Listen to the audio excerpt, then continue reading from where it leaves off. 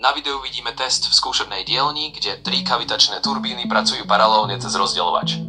Tento systém využíva riadenú kavitáciu na premenu mechanickej energie vody na teplo s mimoriadne vysokou účinnosťou. Pri vysokom tlaku a prietoku vznikajú mikroimplózie, ktoré uvoľňujú značné množstvo energie priamo vo vode. Takto vzniknuté teplo sa okamžite prenáša do zásobníka, kde teplota stúpa veľmi rýchlo.